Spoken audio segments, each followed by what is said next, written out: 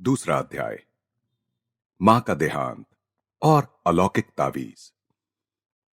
मेरी मां की सबसे बड़ी इच्छा मेरे बड़े भाई के विवाह की थी। आहा, जब मैं अनंत की पत्नी का मुख देखूंगी तब मुझे इस धरती पर ही स्वर्ग मिल जाएगा। इन शब्दों में मां को अपने वंश को आगे चलाने की प्रबल भारतीय भावना व्यक्त करते मैं प्रायः सुनता था। अनंत की सगाई के समय मैं लगभग 11 वर्ष का था।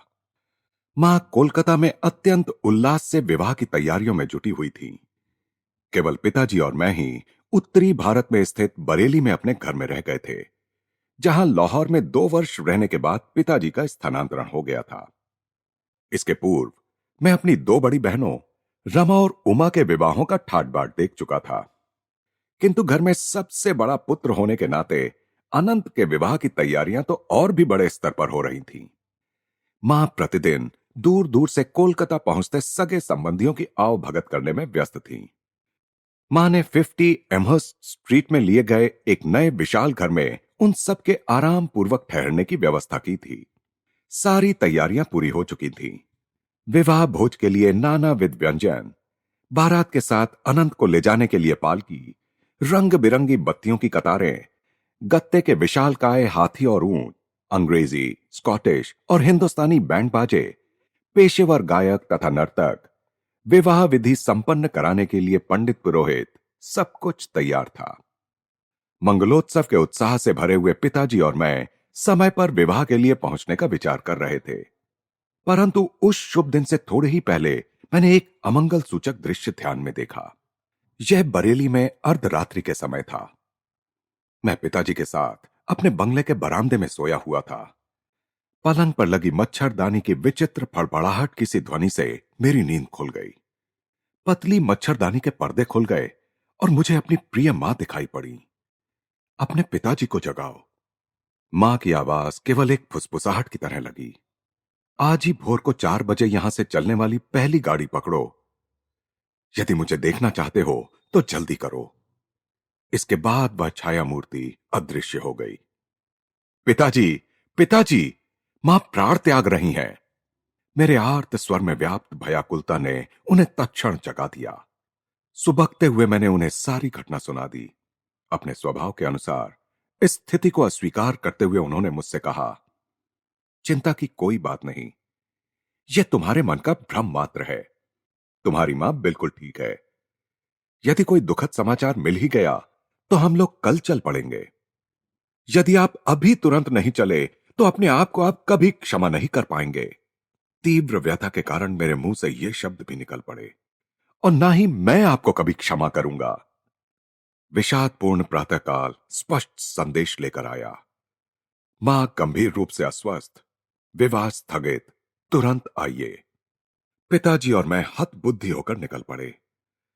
रास्ते में जहां गाड़ी बदलनी पड़ती थी वहां मेरे एक चाचा हम लोगों से मिले। आकार में बड़ी बड़ी होती जाती एक रेलगाड़ी वज्र गर्जन के साथ हमारी ओर आ रही थी। आंतरिक क्षुब्धता के कारण अपने आप को गाड़ी के आगे झोंक देने का निश्चय अचानक मेरे मन में उठा। मुझे लगा कि मां की छत्र छाया से वंचित हो जाने के बाद अब अचानक पूर्णतः उजड़ गए इस संसार को सहने की क्षमता मुझ में नहीं है। मैं मां से इस संसार में सबसे प्रिय मित्र के रूप में प्यार करता था। उनके सांत्वनादायक काले नयन बचपन की छोटी छोटी व्यथा वेदनाओं के समय मेरा एकमात्र आश्रय थे। क्या मां अभी तक जीवित हैं? चाचा से एक अंतिम प्रश्न करने के लिए मैं रुक गया। चाचा को मेरे चेहरे पर छाई अधीरता को भांप लेने में तनिक भी देर नहीं लगी। निसंशय वे जीवित हैं, पर मुझे उन पर थोड़ा भी विश्वास नहीं हुआ। हम कोलकाता में घर पहुंचे तो हमें मृत्यु के अचेतन करने वाले रहस्य का सामना करना पड़ा। मैं मृत प्राय सा होकर गिर पड़ा। किसी प्रकार की सांत्वना को मेरे हृदय का स्पर्श भी कर पाने के लिए कई वर्ष लग गए। मेरी आर्त पुकारों ने साक्षात स्वर्ग के द्वारों को हिला दिया। आखिर जगत जननी को आना ही पड़ा। उनके स्नेह स्निग्ध शब्दों ने मेरे रिश्ते घावों को भर दिया। वह मैं ही थी जिसने जन्म जन्मांतर में अनेक माताओं की स्नेह वत्सलता के माध्यम से तुम्हारी देखभाल की। खोए हुए जिन दो सुंदर काले नयनों को तुम ढूंढ रहे हो, उन्हें मेरी आंखों में देखो। परम प्रिय मां के श्राद्ध कर्म के बाद शीघ्र ही पिताजी और मैं बरेली लौट आए। अतीत की स्मृति में प्रतिदिन भोर में ही मैं अपने बंगले के सामने स्थित नरम हरित स्वर्णिम हरियाली को छाया देते खड़े पारिजात वृक्ष की दुखार्त होकर तीर्थ यात्रा करता। कभी कभी काव्य में क्षणों में मैं सोचता था कि पारिजात के श्वेत पुष्प अपनी अंतर्जात भक्ति से हरित तृण वेदी पर अपने आप को बिखेर रहे हैं। ओस बिंदुओं के साथ अपने अश्रु बिंदुओं को मिलाते हुए मैं प्रायः ऊषा से लोकोत्तर अलौकिक प्रकाश निकलता देखा करता। ईश्वर को पाने की तीव्र कसक से मैं तड़प उठता। हिमालय चले जाने की प्रबल इच्छा मुझ में जाग उठी। मेरे एक चचेरे भाई हिमालय की पावन पर्वत श्रेणियों की यात्रा कर हमारे यहां बरेली आए। योगियों और स्वामियों के उस उच्च पर्वत निवास स्थान की कहानियां मैंने उनसे उत्सुकता पूर्वक सुनी। चलो हिमालय भाग चलें। यह प्रस्ताव एक दिन मैंने बरेली में अपने मकान मालिक के पुत्र द्वारका प्रसाद के समक्ष रखा, परंतु वह ऐसे विचारों से सहमत नहीं था। उसने मेरे इस विचार से मेरे बड़े भाई को अवगत करा दिया, जो उसी समय पिताजी से मिलने के लिए वहां आए थे। एक छोटे बच्चे की इस अव्यावहारिक योजना को हंसकर टाल देने के बदले अनंत ने मेरा उपहास करने का निश्चय कर लिया। तुम्हारे गेरुए कपड़े कहां हैं? उनके बिना तो तुम स्वामी नहीं बन सकते। परंतु उनके इन शब्दों से मैं अबोधगम्य रूप से पुलकित हो उठा। उन शब्दों ने एक स्पष्ट चित्र मेरी दृष्टि के सामने खड़ा कर दिया कि मैं सन्यासी बनकर भारत भ्रमण कर रहा हूं। शायद उन शब्दों ने किसी पूर्व जन्म की स्मृतियों को जगा दिया था। चाहे जो बात हो, पर मुझे यह तो पता चल गया कि प्राचीन सन्यास परंपरा का गेरुआ वस्त्र मैं अत्यंत स्वाभाविक सहजता के साथ धारण कर सकूंगा। एक दिन द्वारका के साथ बातचीत करते हुए मैंने अनुभव किया कि हिमस्खलन के समान प्रचंड वेग से ईश्वर प्रेम की धारा मुझ में उतर रही है। इसके फलस्वरूप शब्दों का जो धारा प्रवाह मुझसे बहने लगा, उसकी ओर द्वारका का तो विशेष ध्यान नहीं था, पर मैं पूरे मन से अपने आप को सुन रहा था। उसी दिन दोपहर को मैं हिमालय की तलहटी में स्थित पहाड़ियों में बसे नैनीताल की ओर भाग गया। अनंत ने भी दृढ़ संकल्प के साथ मेरा पीछा किया और विवश होकर मुझे दुखी अंतःकरण के साथ बरेली वापस आना पड़ा। मुझे केवल एक ही तीर्थ यात्रा करने की अनुमति थी, और वह थी प्रतिदिन प्रातः की पारिजात वृक्ष की तीर्थ यात्रा। मेरा हृदय अपनी खोई हुई दोनों माताओं के लिए मूक रुदन करता रहा। एक मानवी माता, दूसरी जगन माता। मां के स्वर्गवास से परिवार में जो रिक्तता उत्पन्न हो गई, वह कभी भरी नहीं जा सकती थी। अपने जीवन के लगभग 40 शेष वर्षों में पिताजी ने दूसरा विवाह नहीं किया। अपने बाल वृंद के माता पिता की कठिन भूमिका उन्होंने स्वयं ही स्वीकार कर ली, और इसके निर्वाह में वे हमारे साथ अधिक कोमल हृदय, अधिक मिलनसार बन गए। शांति और सूझबूझ के साथ ही वे विभिन्न पारिवारिक समस्याओं को हल करते।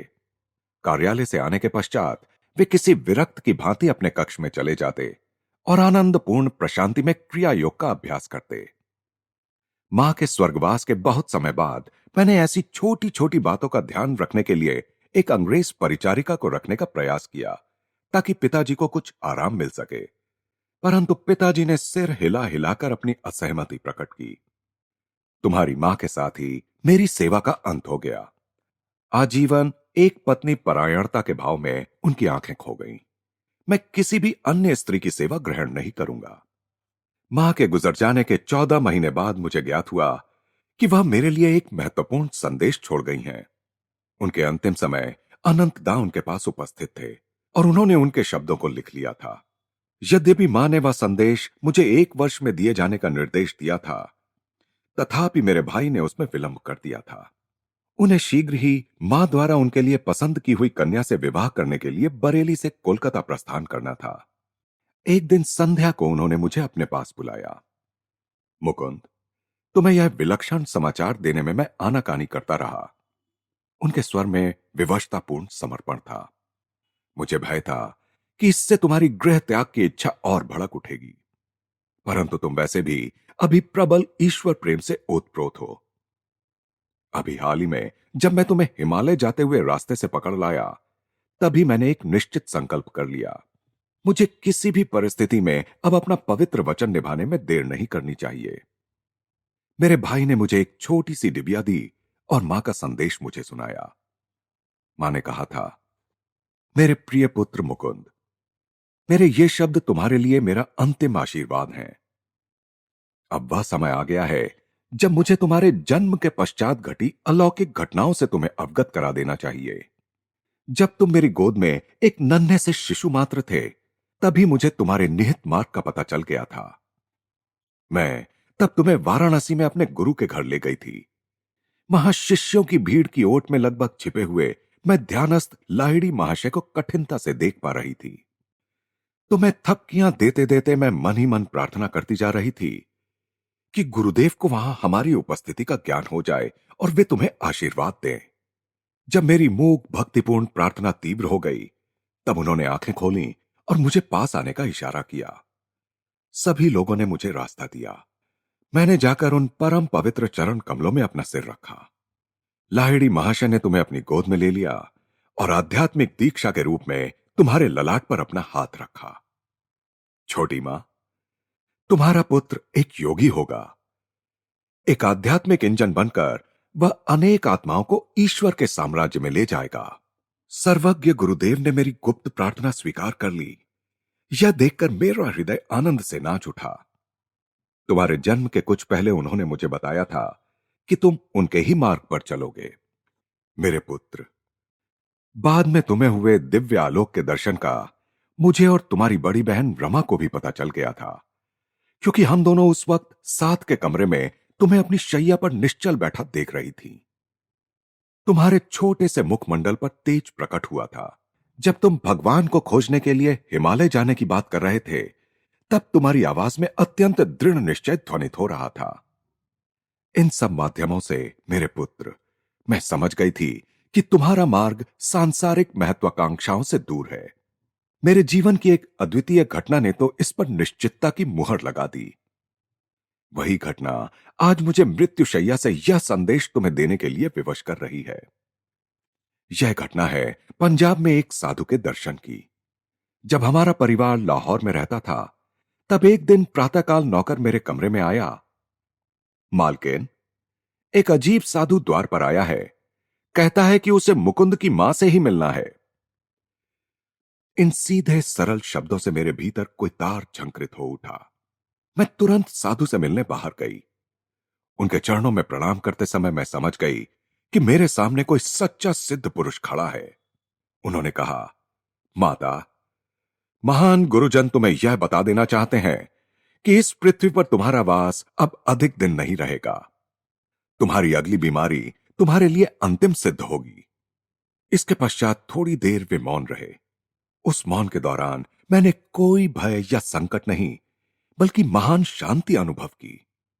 अंततः वे फिर कहने लगे, तुम्हें अपने पास अमानत के रूप में रखने के लिए चांदी का एक ताबीज दिया जाएगा। वह आज मैं तुम्हें नहीं दूंगा। मेरे कथन को सत्य प्रमाणित करने के लिए कल जब तुम ध्यान कर रही होगी, तब वह तुम्हारे हाथों में मूर्त रूप धारण कर लेगा। जब तुम्हारे मृत्यु की घड़ी निकट आएगी, तब तुम्हें वह ताबीज अपने बड़े बेटे अनंत को देकर उसे बताना होगा कि 1 वर्ष तक वह उस ताबीज को अपने पास रखे और तत्पश्चात उसे तुम्हारे द्वितीय पुत्र को दे। महापुरुषों से प्राप्त उस ताबीज के मर्म को मुकुंद समझ लेगा। उसे वह ताबीज तब मिलना चाहिए जब वह सारी सांसारिक आशा आकांक्षाओं का परित्याग कर प्राणपण से ईश्वर की खोज करने के लिए प्रस्तुत हो रहा हो। जब वह ताबीज कुछ वर्षों तक उसके पास रह चुका होगा और जब उसका उद्देश्य पूरा हो चुका होगा, तब वह अपने आप अदृश्य हो जाएगा। गुप्त से अति गुप्त स्थान में भी वह रखा हो, तब भी वह जहां से आया था वहीं वापस चला जाएगा। मैंने उस साधु को भिक्षा अर्पण कर परम भक्तिभाव से नमन किया। भिक्षा ग्रहण न कर मुझे आशीर्वाद देकर वे चले गए। अगले दिन संध्या को जब मैं हाथ जोड़कर ध्यान में बैठी थी, तब चांदी का एक तावीज मेरी हथेलियों के बीच में प्रकट हो गया, जैसा साधु ने कहा था। उसके शीतल चिकने स्पर्श से मुझे उसके प्रकट होने का ज्ञान हो गया। मैंने 2 वर्षों से अधिक समय तक इसे सावधानी पूर्वक संभाल कर रखा और अब इसे अनंत के पास छोड़े जा रही हूं। मेरे लिए कोई शोक मत करना, क्योंकि मुझे मेरे गुरुदेव ईश्वर की गोद में पहुंचा देंगे। अच्छा मेरे बच्चे, अब मैं चलती हूं। जगन माता तेरी रक्षा करेंगी। तावीज मेरे हाथ में आते ही ज्ञान का उज्जवल प्रकाश मुझ पर छा गया। अनेक सुप्त स्मृतियां जाग उठीं। तावीज गोल, दिखने में कुछ विचित्र सा और प्राचीन लगता था। उस पर संस्कृत के अक्षर खुदे हुए थे। मैं समझ गया कि इस जन्म के जीवन पथ पर भी अदृश्य रूप से मेरा मार्गदर्शन करने वाले मेरे पूर्व जन्मों के गुरुओं ने इसे भेजा था। इसका एक और अधिक गहन अभिप्राय भी था, परंतु तावीज के भीतरी रहस्य का भेद खोल देना उचित नहीं होगा। मेरे जीवन की अत्यंत दुखद घटनाओं के बीच वह तावीज अंततः किस प्रकार अदृश्य हो गया और उसका अदृश्य होना किस प्रकार मेरे लिए गुरु लाभ का सूचक सिद्ध हुआ, इसका वर्णन इस प्रकरण में करने की आवश्यकता नहीं। किंतु हिमालय जाने की अपनी चेष्टाओं में बार बार असफल किया गया यह बालक तावीज के पंखों पर सवार होकर प्रतिदिन दूर दूर तक यात्रा कर लेता था।